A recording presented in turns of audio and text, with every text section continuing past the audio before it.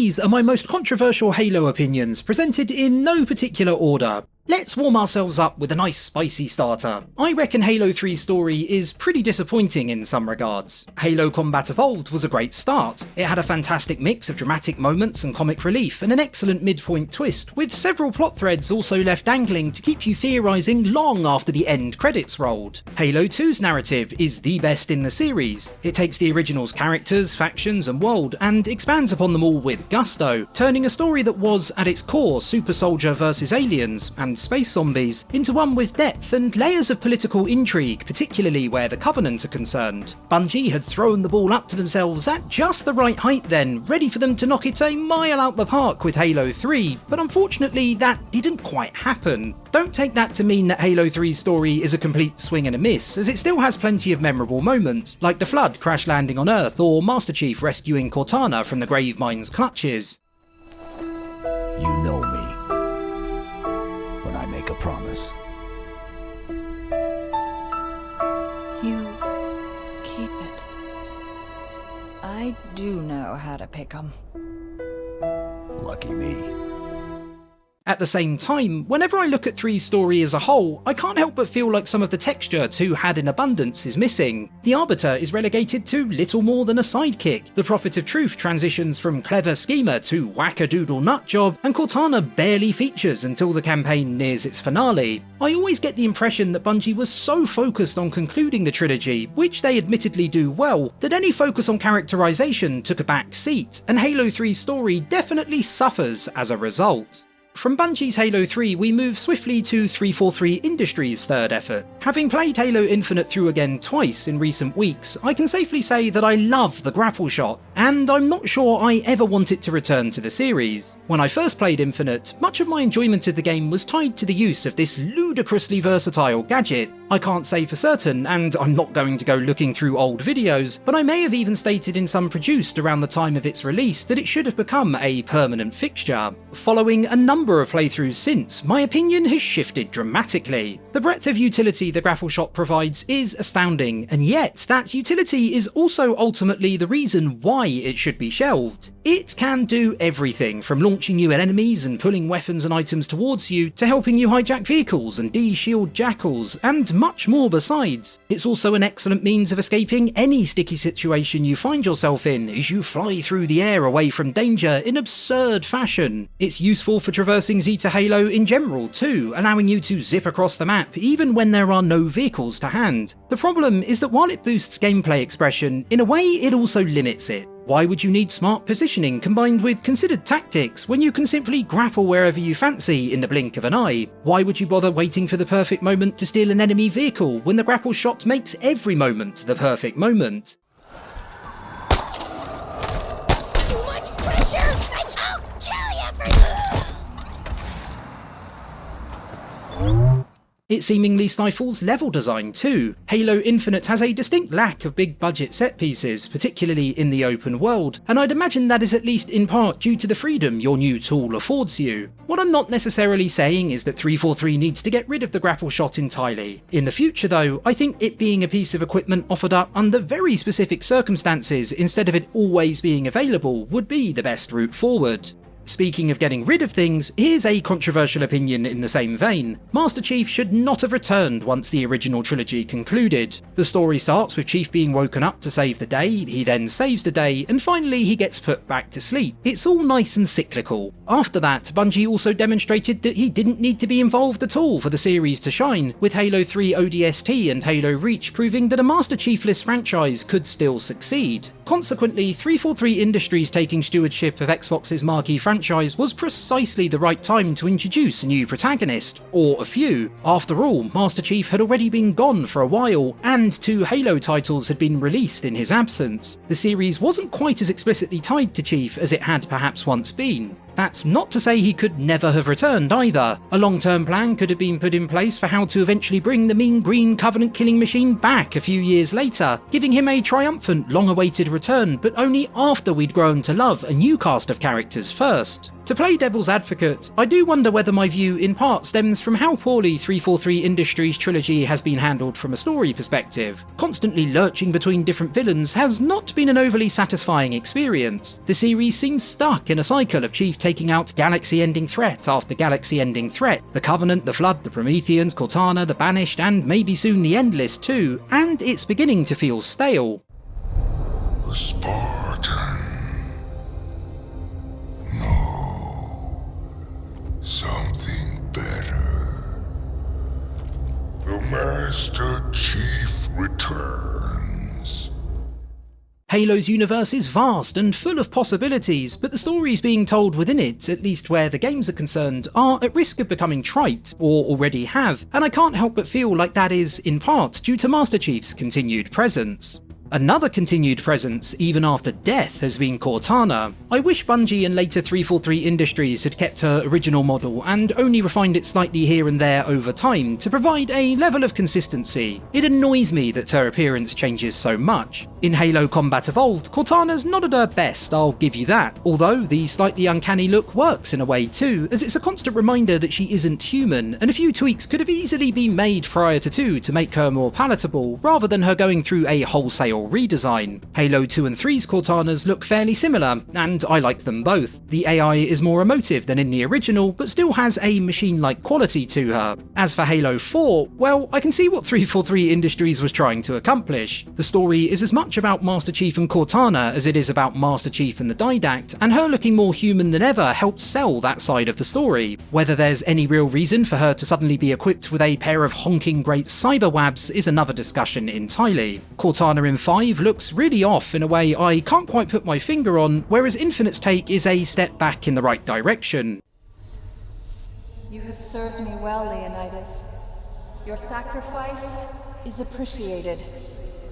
Understood. Goodbye, Cortana. We can't go back and change the past, or maybe we can if the rumours of a Halo Combat Evolved remake being in the works are true. All I ask from now on, though, is that Cortana has a singular look that is stuck to, rather than her having a makeover every time she inevitably reappears. If there's one part of the series I think we can all agree looks visually stunning, it's Halo 5 Guardians cinematics, its opening especially. I don't like it much though. Does it look fantastic? Yes. Is it a treat for the senses? It is indeedy. At the same time, it feels like cut content from an animated Power Rangers movie that never saw the light of day, Power Rangers Spartan Force or something. Look, I know Master Chief previously leapt from Cairo Station and rode a bomb through space before launching it into a Covenant ship, but the exploits of Fireteam Osiris are bananas. I can guess what some of you are going to say too. Actually Ben, if you look at the books you'll find this is an extremely lore-accurate representation of Spartans on the battlefield, and fair enough, that may be true, but that doesn't make it entertaining by default. Not only does the cutscene sit poorly within the franchise's established gritty military sci-fi identity, it's incredibly by the numbers too, more reminiscent of something you'd find in an Avengers movie than you would in Halo.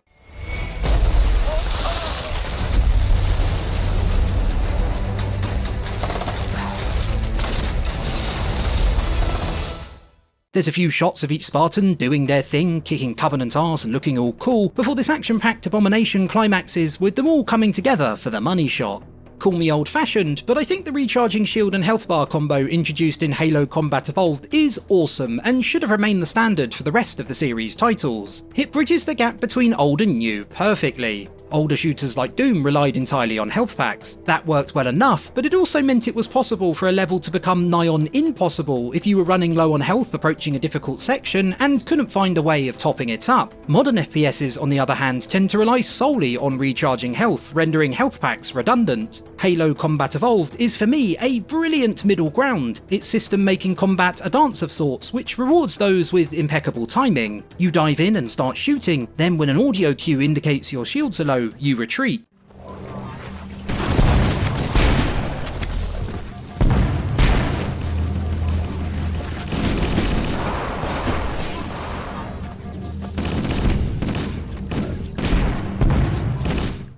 If executed correctly, you don't lose any health and thus there's no long-term punishment. Alternatively, a battle may be nearing its conclusion and you can decide to fight on regardless, trading lasting damage for a swift end to the encounter. It's about balancing risk with reward, and it's wonderful. Putting to one side ODST and Reach, which both use health packs too, Halos 2, 3, 4, 5 and Infinite all use only recharging shields. Well, that's not quite right, as some display a health meter after your shields have depleted as well, but since that also recharges, it's essentially an extension of your shields. They are not precise enough for my liking, and they reduce complexity in a way I find dissatisfying, which is why Combat Evolves mechanics still reign supreme.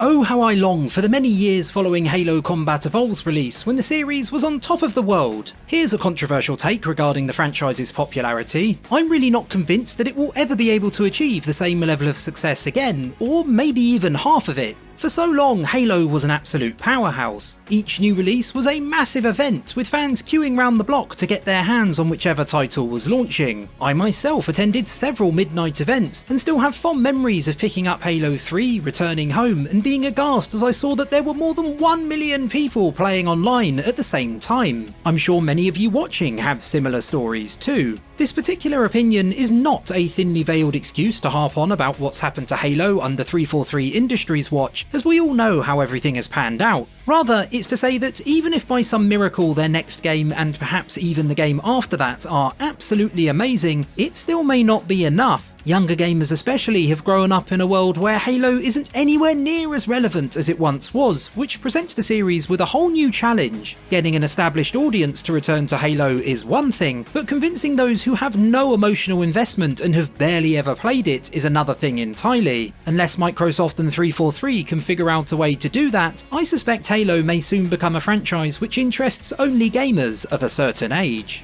This next one is sure to ruffle some feathers. Halo 2 is the least entertaining Bungie developed title to actually play, and it ain't close. Halo Combat Evolved introduced the series' beautiful mix of narrow indoor environments and wide-scale outdoor encounters, and Halo 3 refined it, its focus on pacing improving things greatly. Halo 3 ODST is an excellent spin-off, short, snappy and unique, while Halo Reach again features the formula perfected in 3. A lot of the time, Halo 2 is just the narrow stuff, with even its outdoor encounters featuring vehicles somehow managing to feel claustrophobic. Rather than circling a battlefield, so often you're simply pushing forward in a straight line, and it becomes tiresome. Its aesthetic is extremely uninteresting too. Halo Reach is a great example of where a duller colour palette works well, but it only succeeds as an aesthetic because brighter, more vibrant colours are used to accentuate certain scenes or areas. Halo 2 is just brown and grey and brown and grey, and I don't find its visuals very appealing much of the time. For those of you foaming at the mouth at my being so mean about Halo 2, please understand this. I am not saying it is a bad game, nor am I saying that I dislike playing it entirely. I am stating only that it's my least favourite of Bungie's work. And even I'll acknowledge that it's absolutely amazing in other areas. Its story and soundtrack might just be the best of the bunch, for example. Thanks for the tank. He never gets me anything. Oh, I know what the ladies like. My final controversial opinion is regarding the Flood. I would love to see them return, but only if 343 Industries has a very, very clear plan for how to build on them from a gameplay and story perspective. If they can't, then just leave them dead for good, honestly. When it comes to gameplay, Flood-heavy levels can at times be entertaining, see 2 Betrayals or Floodgate, and are occasionally amazing, here's looking at you 343 Guilty Spark. Often though, they can be awful. Keys in the Library in Combat Evolved, pretty much every level that included them in 2, Cortana in 3, all of them are about as enjoyable as giving an infection form a big sloppy kiss on the lips, if that's even possible. We've seen everything they have to offer, and much of the time it isn't great, so they should only come back if mechanically they can be made fresh and engaging, with a good number of new forms also dreamt up. Otherwise they'll bring with them only monotony, and Halo is not in a good enough state to where there can be multiple repetitive Flood levels padding out a campaign. The other big problem is with the story surrounding them. Over the course of Bungie's trilogy, the Flood was revealed, they became powerful, and they were defeated, and we even got to team up with them, albeit very briefly. Do not shoot, but listen. Let me lead you safely to our foe. Only you can halt what he has set in motion. Defeating seeing them again just won't come with the same feeling of accomplishment, so I'd even advocate for them emerging almost completely victorious for a game or two to re-establish them as the unstoppable danger they should be. My personal dream is a flood-infected Spartan or two, but perhaps that's going a bit too far. Either way, they need to be handled with great care, or they need to be left behind for the foreseeable future at minimum, until 343 is able to come up with the perfect way to bring them back. So there you go, those are what I think are my most controversial opinions regarding the Halo franchise. Or maybe they're not even particularly spicy, I don't know. Either way, thanks for watching the video, boys, girls and Spartans. If you had a good time, or even if controversially you didn't, do consider liking, subscribing and sharing your thoughts, and touch wood, we'll catch up again soon.